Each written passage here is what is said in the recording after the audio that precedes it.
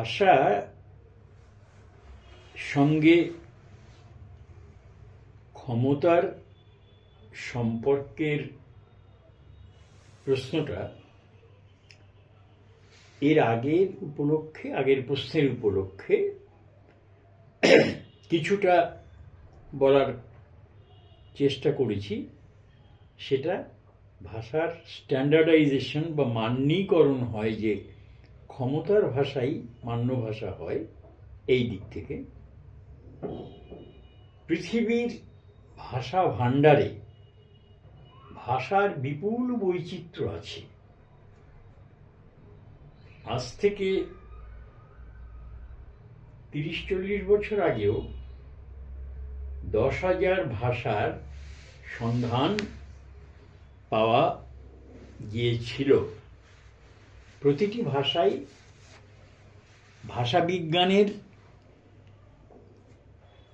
বিজ্ঞানীরা সবাই একমত যে ভাষার মধ্যে কোনো শ্রেয় বা হেয় এইরকম কোনো ভাষা নেই। কোনো ভাষা শ্রেষ্ঠ, কোনো ভাষা নিকৃষ্ট, কোনো ভাষা আরো খারাপ, এইরকম কোনো বিভাজন ভাষার যে ব্যাকরণগত গঠন, ভাষার তার যে জন্মগত কোনোভাবে পঙ্গুতা, এরকম কোনো ভাষার ক্ষেত্রে নেই। এই ভাষার যে না ইংরেজি কত চমৎকার ভাষা, চীনা ভাষাটা কেমন একটু কঠিন, এগুলো হচ্ছে আমাদের দৃষ্টিকোণ থেকে তাদের মূল্যায়ন করা। আর সাঁওতালি ভাষাগুলো দিয়ে কি হবে? ভাষা, সব ভাষাই সমান। লক্ষ্য করা যাচ্ছে কোট আনকোট সভ্যতা যত এগোচ্ছে তত ভাষাগুলোর মৃত্যু হচ্ছে। ভাষার মৃত্যু মানে কি? এখানে যে ভাষার এর মুখের ভাষাটাই কিন্তু আসল। বহু ভাষা আছে যাদের কোনো লিখিত রূপ নেই, তাহলেও সে ভাষাটা যে খারাপ তা নয়। সে ভাষায় তাদের মতো লোকগীতি আছে, নাচ আছে, তাদের কথাবার্তা, তাদের কাজকর্ম। ভাষা হচ্ছে পারস্পরিক সংজ্ঞাপন বা মনের ভাব প্রকাশের উপায়। এখন যখন দেখা যায় ভাষাগুলো পরস্পরের মুখোমুখি হয়, তখন ভাষার একটা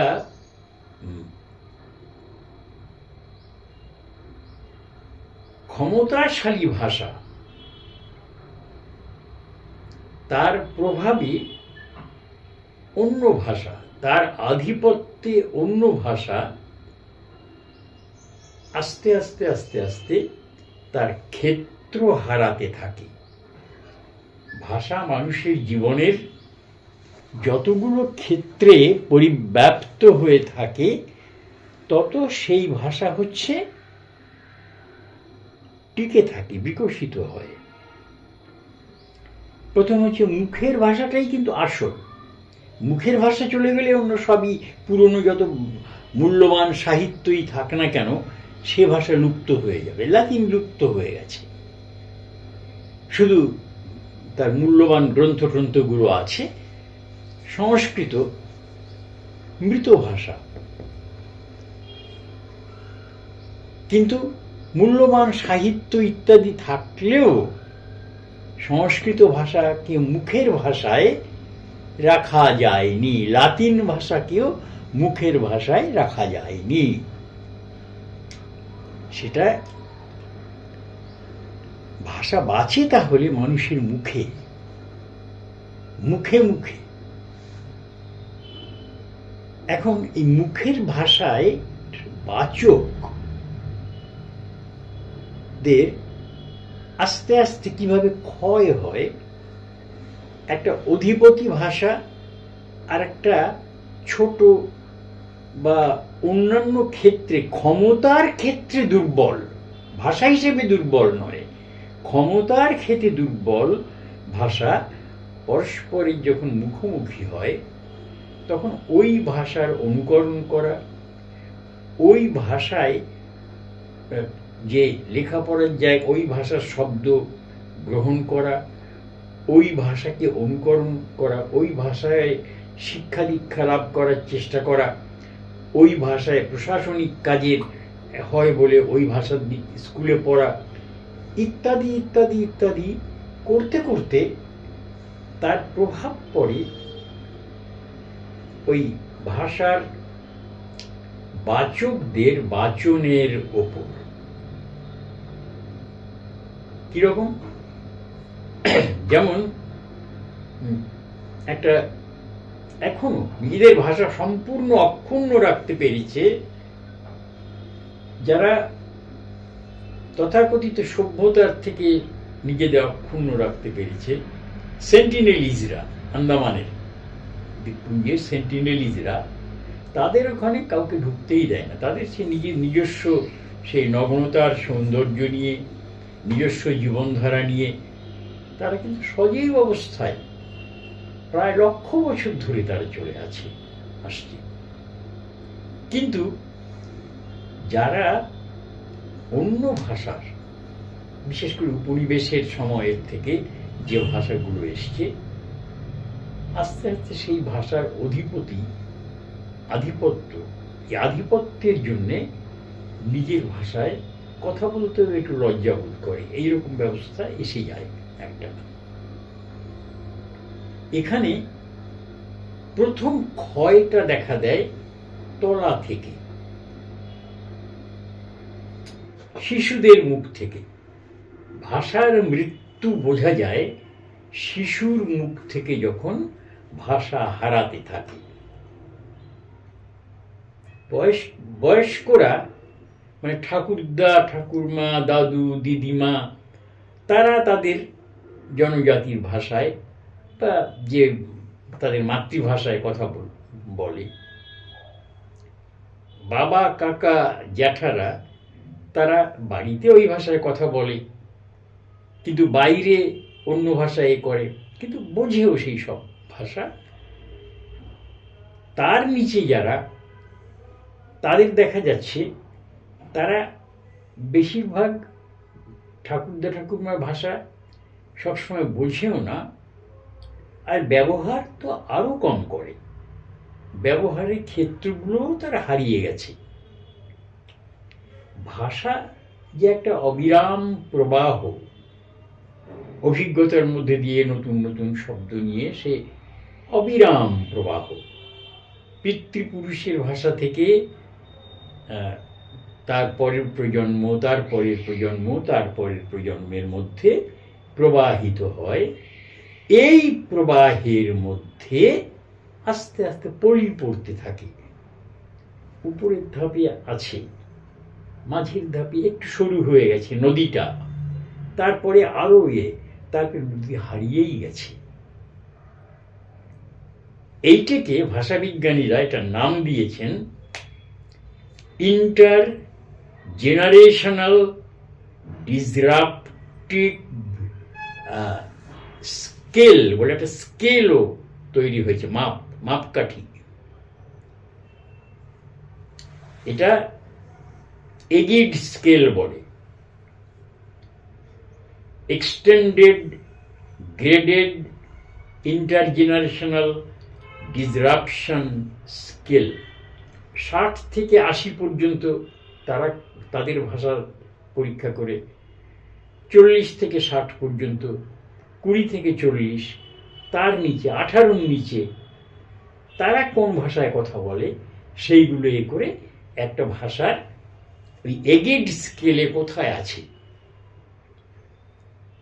একেবারে স্বচ্ছ তোয়া বড় নদীর মতো পৃথিবীর কিছু ভাষা, 100 মতো ভাষা হবে হয়তো, তারা এগিয়ে যাচ্ছে। তাদের ইন্টারজেনারেশনাল ডিসরাপশন স্কেল, তার সংখ্যা খুব কম।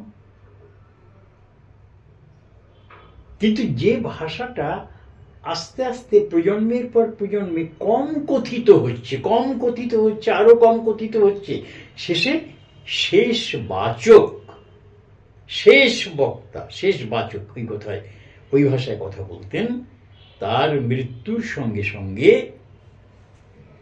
শেষ হয়ে যাচ্ছে একটা ভাষার মৃত্যু।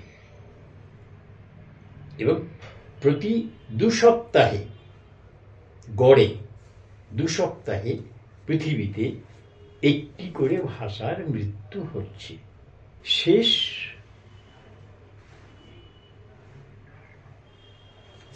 বাচক, যখন শেষ বাচকের মৃত্যু হয়, তার মধ্যে দিয়ে ভাষাটা লুপ্ত হয়ে যায়, এই তার ফলে ক্ষতি কি বলতে পারে? পৃথিবী তো ঠিকই চলছে না। প্রত্যেকটা ভাষার মধ্যে ওই ভাষা জনগোষ্ঠীর তাদের যে দীর্ঘকালের ঐতিহ্য, তাদের পরম্পরা, তাদের অভিজ্ঞতা, তারা কিভাবে পৃথিবীটাকে দেখছে, তাদের সংস্কৃতি, এই সমস্ত কিছু ধরা ছিল। ওই ভাষা লুপ্ত হয়ে যাওয়ার ফলে পৃথিবী ক্রমাগত বৈচিত্র্যের দিক থেকে দিন হয়ে যাচ্ছে। এই যে একটা কথা আছে না, জীব বৈচিত্র্য রক্ষা করতে হবে, কথা আছে যে পরিবেশের যে বৈচিত্র্য রক্ষা করতে হবে, অরণ্যের উদ্ভিদ জগতের বৈচিত্র্য রক্ষা করতে হবে, কারণ প্রত্যেকটা একটা ইকোসিস্টেমের মধ্যে আছে। তেমন ভাষা বৈচিত্র্য এই পৃথিবীকে যে সমৃদ্ধ করে রেখেছিল, ক্রমাগত ভাষার মৃত্যু হতে হতে হতে হতে একটা অ্যাংলো ইউরোপিয়ান এক ধাঁচের সংস্কৃতি, এক ধাঁচের দিকে পৃথিবী যে চলেছে, এই নানা বৈচিত্র্য, মানুষের নানা অভিজ্ঞতা, সেইগুলোর শেষ চিহ্ন লুপ্ত হয়ে যাচ্ছে। যারা ব্যবহার করতো না, ব্যবহার করেনি বা আবিষ্কৃত হয়নি তাদের সমাজে,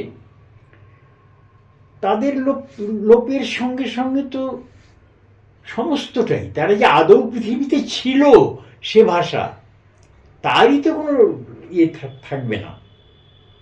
সেই জন্য এথনোলগ বলে একটা প্রতি বছর একটা রিপোর্ট বার করে কোন ভাষাটা কটা ভাষা মরল, সে ভাষার শেষ কথকদের খবর পেতে গেলে তারা তাদের শেষ কথাগুলোকে রেকর্ড করে রাখে। তাদের ভাষায় একটা গান করুন, অমুক করুন, ভাষাটা চলে যায় আর্কাইভসে। পৃথিবী বৈচিত্র্যে দরিদ্র হয়ে পড়ছে ক্রমাগত। কেন্দ্রীভূত হচ্ছে সংস্কৃতি, যেখানে বৈচিত্র্য এবং বিকেন্দ্রিত হওয়াটাই সভ্যতার অগ্রগতির শুভ লক্ষণ হতে পারত।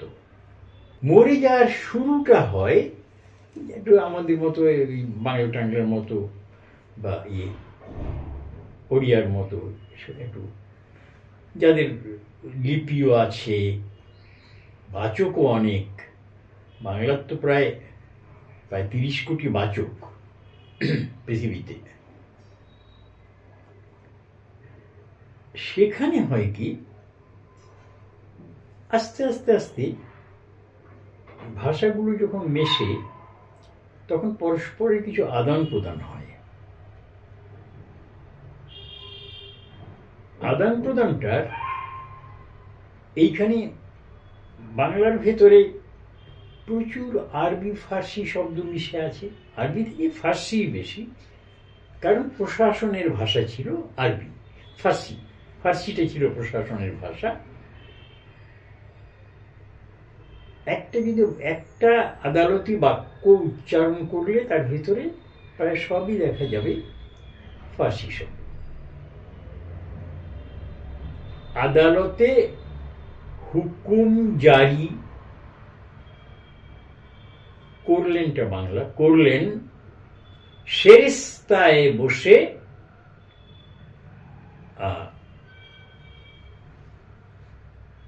হুজুর, সব হচ্ছে ফার্সি শব্দ।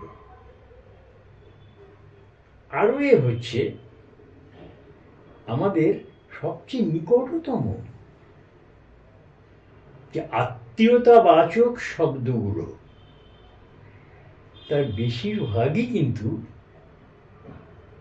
তৎসম বা তদ্ভব নয়, সংস্কৃতের সঙ্গে তাদের কোনো যোগ নেই। যোগিন সরকারের যে প্রথম ভাগের যে বই আছে,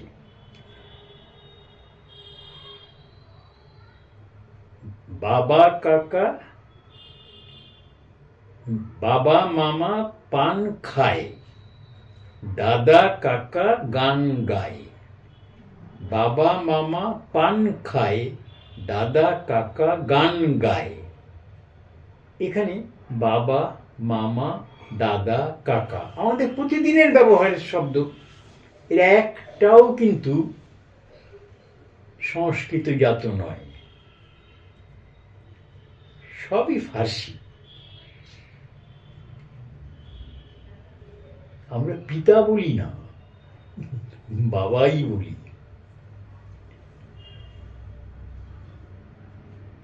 মামাও মাতুল বা কি মাতুল স্ত্রী ফ্রি কি সব এগুলোও বলি না। খুল্লতা তো বলি না। যে জন্য দেখবো সত্যজিৎ রায় ওই গোপী গায়ন বাঘা বায়নে খুড়া, এই কথাটা আছে তোমার, খুড়া, খুল্লতা তো থেকে এসছে খুড়া। আধুনিক বাংলায় খুড়া শব্দটা উঠে গেছে।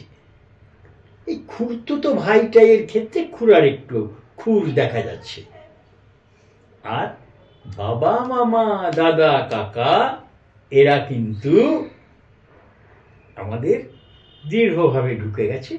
খুব ভালো, ঠিক আছে, কোনো অসুবিধে নেই, আমরা মেনেও নিয়েছি, স্বাভাবিক। এখন এইভাবে ইংরেজি ভাষা আর আইনের তো সবই, আইন আদালত ইত্যাদি, সেরেস্তা খাজনা গোমস্তা, সেইগুলো, কারণ তার আগে এইভাবে পাঠান আমলের আগে বা বিশেষ করে মোগল আমলের আগে এইভাবে টোডরমল যে ভূমি বিভাগ করেছিলেন, তার ভাগ খাজনা কিভাবে আদায় হবে ইত্যাদির বন্টনের ব্যবস্থা করেছিলেন, যে আমাদের পদবী রায়চৌধুরী, একটাও তৎসম নয়। চৌধুরী, খাসনবিশ সমস্ত প্রশাসনিক পদবী, ঠিক আছে, এগুলো আমরা আত্মস্থ করে নিয়েছি। এবং এটা আত্মস্থ করার মধ্যে দিয়ে, কারণ বাংলার কোনো ক্ষতি হয়নি, কারণ ওই শব্দ বাংলায় ছিল না। যে শব্দ বাংলায় নেই সেই শব্দ গ্রহণ করা বিশেষ বিশেষ শব্দ, তার ভিতরে ভাষা সমৃদ্ধ হয়, কোনো অসুবিধা নেই তাতে। কিন্তু সাধারণত এখানে আবার একটু পদের ব্যাপারটা আসবে। বিশেষ্য পদ সেইগুলো নেয়াই যায়। যেমন অনেকে তর্ক করেন যে ইংরেজরা তো অনেক বাংলা শব্দ, ভারতীয় শব্দ নিয়েছে। হ্যাঁ, প্যালানকুইন, পালকি, পাগড়ি, পণ্ডিত, এইসব। কিন্তু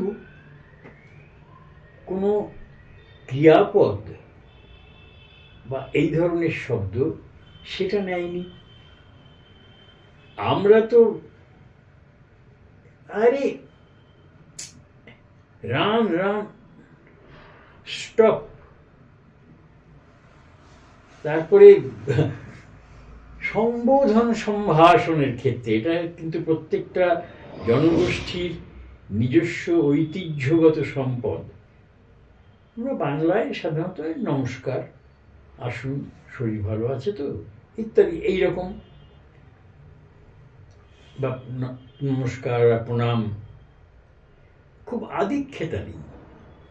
এখন আনুষ্ঠানিকতায় এসেছে hello, hi, good morning, good evening, thank you. এইগুলো কিন্তু সাংস্কৃতিক আক্রমণ। আমরা না বুঝে তাকে গলাধঃকরণ করেছি। কি নাইসলি সে কথাগুলো তিনি বললেন। এটা অ্যাডভার্ব।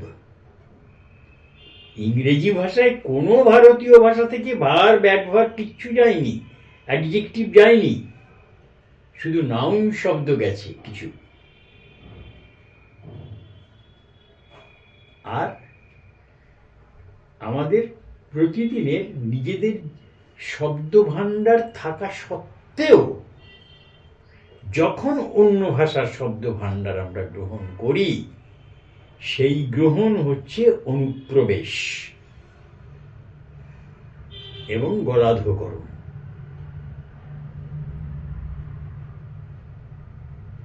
আমরা ছোটবেলা থেকে দেখেছি মেয়েদের স্কুলের এদের টিচারদের দিদিমণি বলা হতো,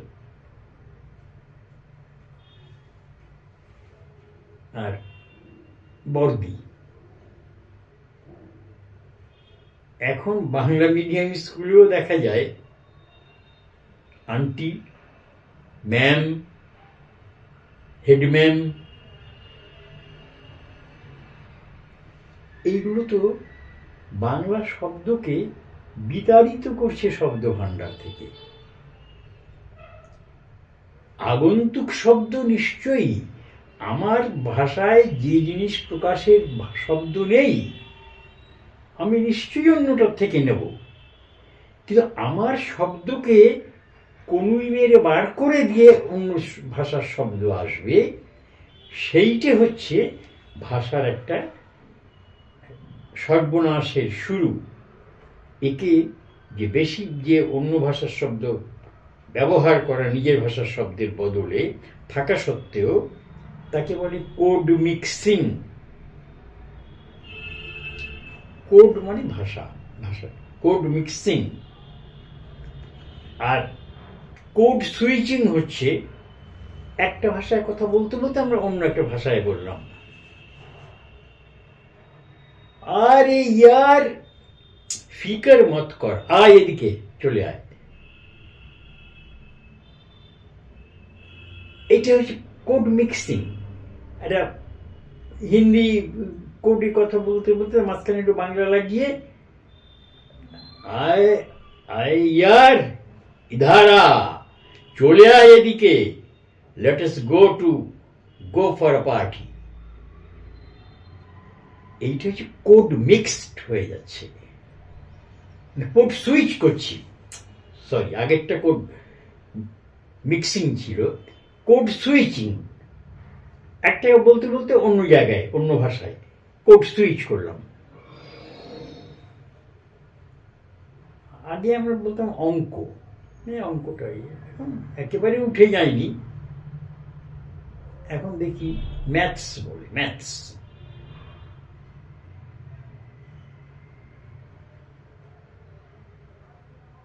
এখন মানে অঙ্ক বা গণিত এগুলোকে আস্তে আস্তে আস্তে আস্তে সরিয়ে দেওয়া হচ্ছে, মানে আমাদের মুখে থেকেই সরে যাচ্ছে, ভাষা দিন হচ্ছে।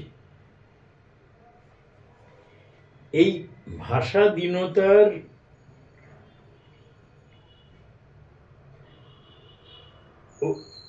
অজুহাতে অনেকে বলেন যে বাংলা ভাষায় তো টার্মিনোলজি নেই, এর ইংরেজি ছাড়া উপায় কি। এইটা একেবারেই ভুল ধারণা। এখন তোমরা দেখবে যে ইউটিউবে মাঝে মাঝে কেন প্রায় রোজই ডাক্তার এবং নিউট্রিশনিস্টরা কি খাবেন কি খাবেন না, কোন ফলগুলো কখন খাবেন ইত্যাদি সব ভালো ভালো বিজ্ঞানসম্মত বক্তৃতা দেন। তাদের ভিতরে কয়েকটি তো অসাধারণ, একটি ইংরেজি শব্দ তার ভিতরে ব্যবহার নেই, পুরো বিজ্ঞানের আলোচনা। এবং অনেকে বলে বই নেই, বই থাকবে কি করে? পড়াশুনো যদি, বিজ্ঞানের পড়াশুনো যদি বাংলায় না হয় তাহলে কি করে বই হবে? তা সত্ত্বেও 19th সেঞ্চুরি থেকে প্রচুর বিজ্ঞানের বই বাংলায় লেখা হয়েছে।